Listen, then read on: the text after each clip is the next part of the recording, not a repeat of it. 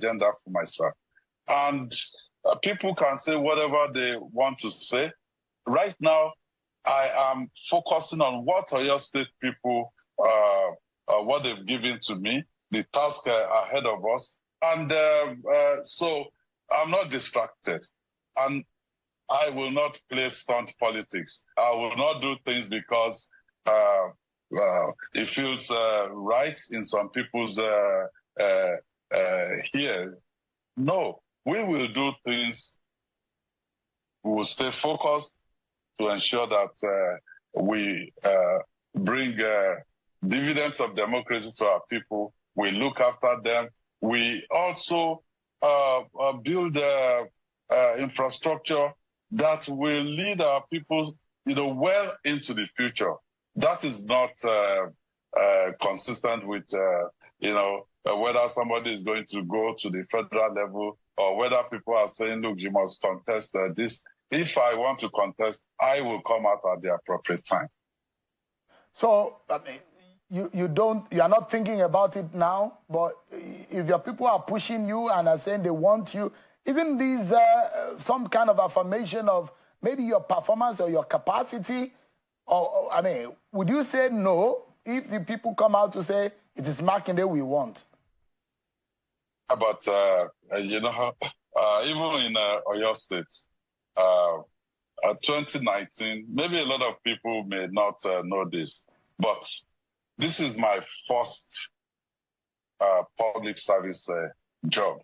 All my life, I mean, I'm 57 now. All my life, I have not been in a public space. Until I became a governor, I never knew you could.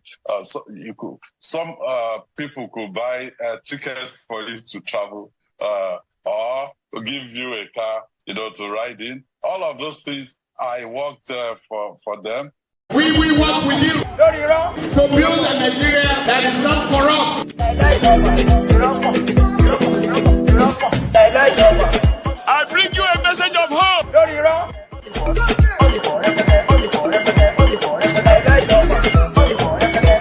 We are going to spend a lot of resources on education. So that's Solo Makinde Ibadan. They are never very straightforward, okay? Like, they don't give you straight answers. And it is deliberate. They'll be stalling and all of that stuff. Or he wouldn't mind to throw his own towel in if he eventually admitted, well, first he was going back and forth, and I don't think we have such a luxury of time. So this brother, he believes that when the time is right, and Nigerians themselves, right? Now them will fight for themselves. Everybody says that. When Nigerians are tired, when they are tired, they will stand up aside. They've never been tired. They've never really fought for themselves per se. Except during the time we are going to do our so leader. You see, Nigeria never fought for themselves. It's always done by they're like always fighting the elite fight, because the elite will kind of like scheme what the agenda will be, and then they will recruit the people who are always going to help them move it, and then they're also going to become the victim of it at the end of the day. So then that becomes the people's fight. But this guy believes otherwise. When people are ready, he says. There is a concerted effort to convince Nigerians that the next election is already won and lost. That there is nothing you and I can do to change the course of our country. It is in the enlightened self-interest of Nigerians that we preserve our democracy. And there is no democracy without more than one political party. Every democracy has at least two political parties. The US that we copied this system from has the Democrats and the Republicans. There is a concerted effort to destroy opposition parties in Nigeria. We must do everything within our powers to save our political parties. PDP, as demonic as that party is, must not be allowed to die. Labour Party, which I subscribe to, which I have supported. I'm not even a registered member, as it were, of Labour Party. But I subscribe to it because I see it as the lesser evil between PDP and APC must be allowed to survive and thrive. The supporters of Bola Ahmed Tinubu, who are telling us that there is nothing we can do in the 2027 election, that the election of 2027 is already won and lost. I am telling you today, you are a liar and the truth is not in you. The only reason APC is leading this country today is because Nigerians voted for APC. APC could not have stolen that election. Yeah.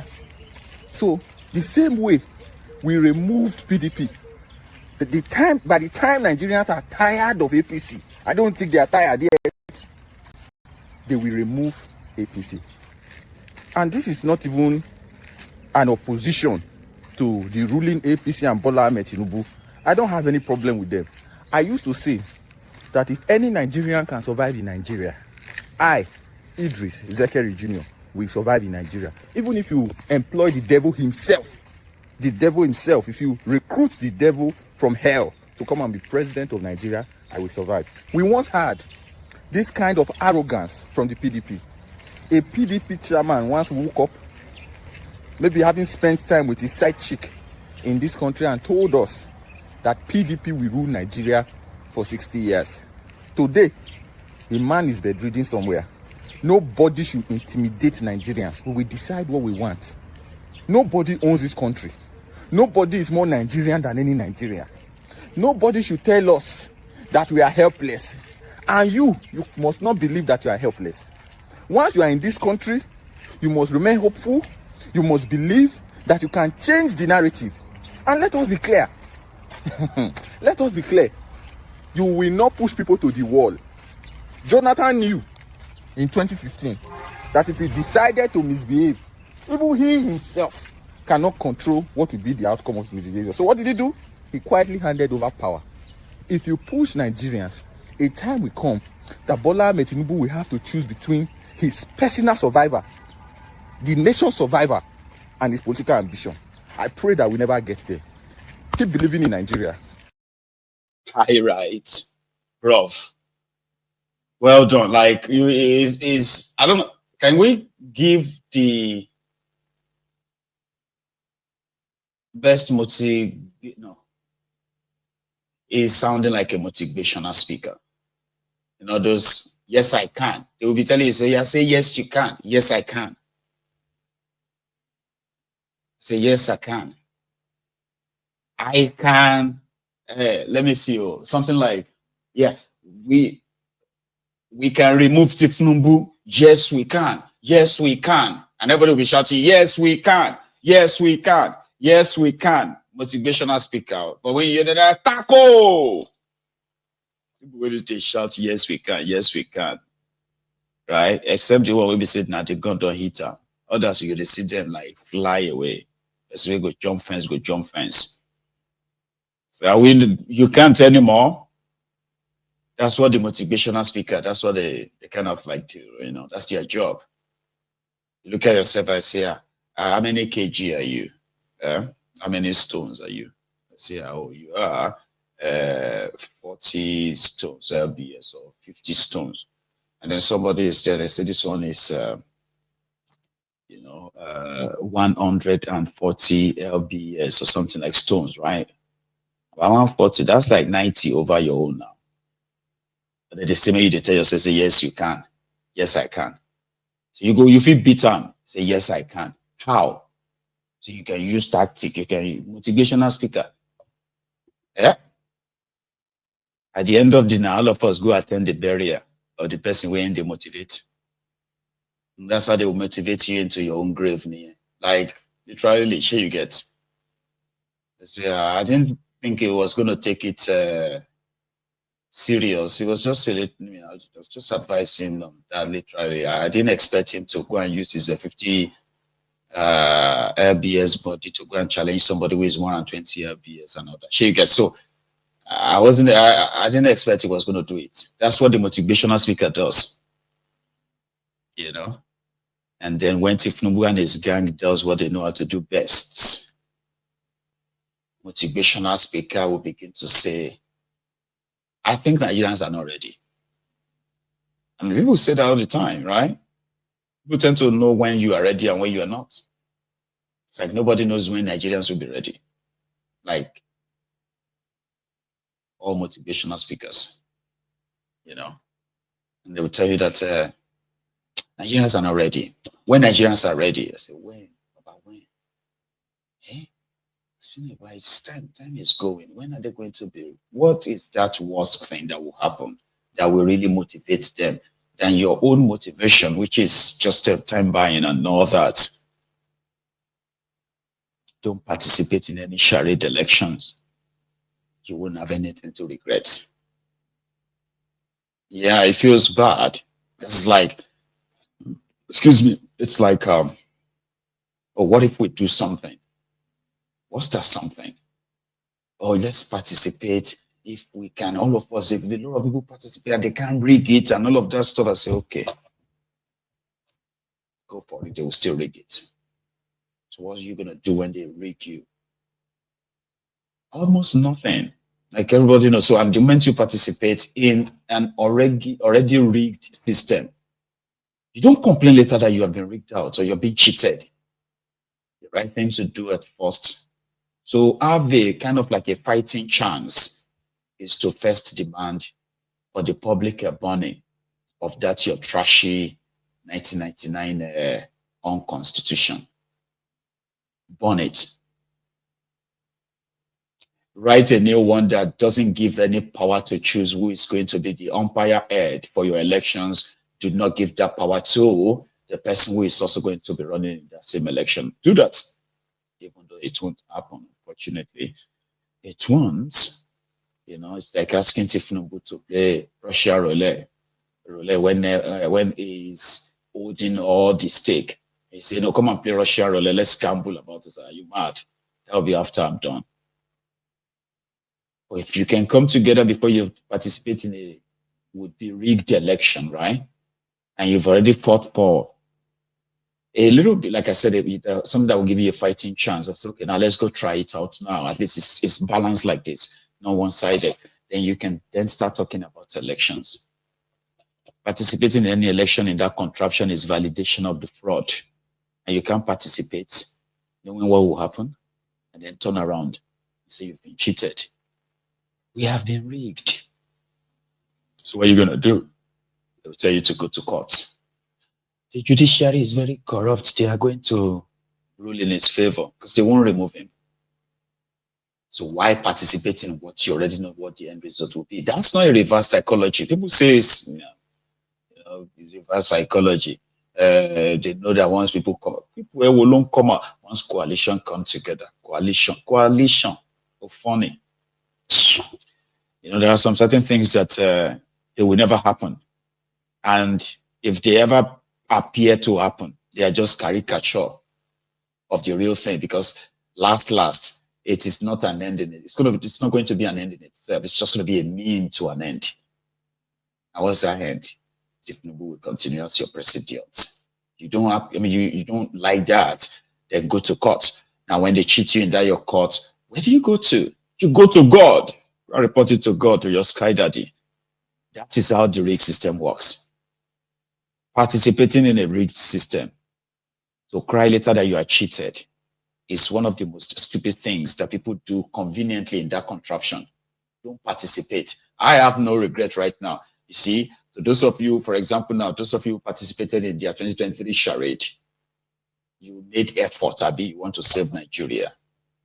You ignore the obvious rigged system to you. People must. The rest is history today, right? That is the same system that you are still going to stand up and expect to do the right thing. How? It doesn't work that way. So, like that guy said, until you are ready. I'll keep reminding you. And congratulations, by the way, to Portable. It's been released. And it's been released by the court. I mean, his bail has been granted. And OSUPA has also withdrawn the defamation case. Not OSUPA, or maybe OSUPA, because he is being charged for criminal defamation by the Kwara State Police Command, Kwara State Police versus Portable.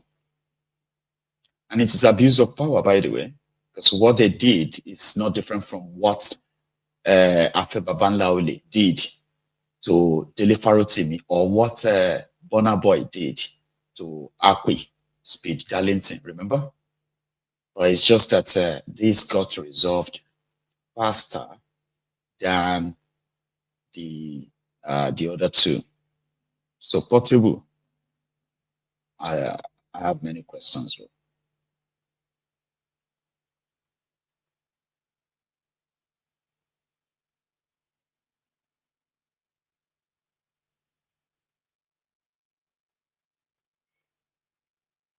They shaved his head, or he shaved his head. I don't know. Maybe we'll hear about that later.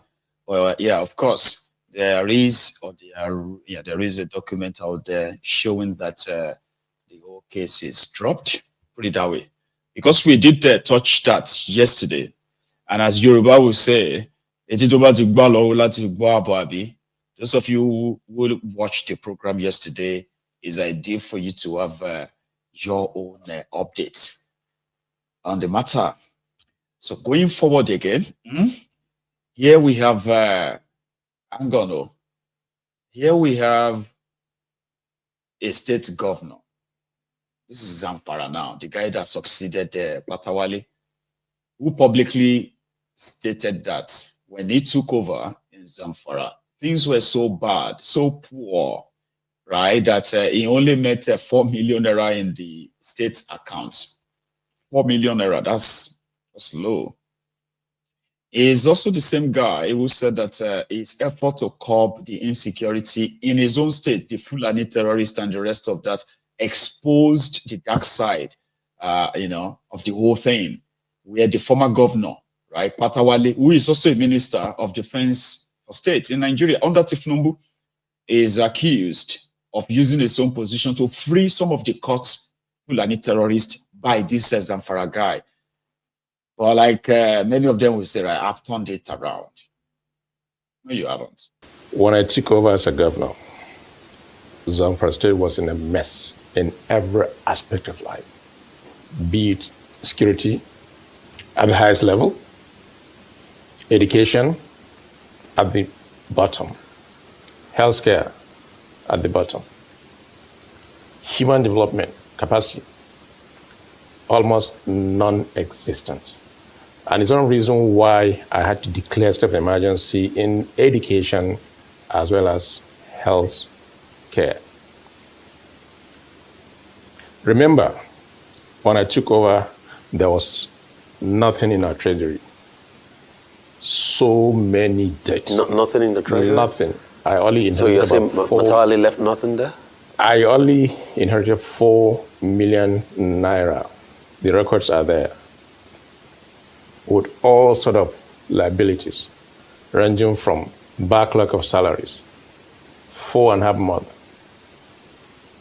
judiciary owing 1.6 billion, WAEC 1.6 billion, NACO 1.4 billion, and so many other challenges,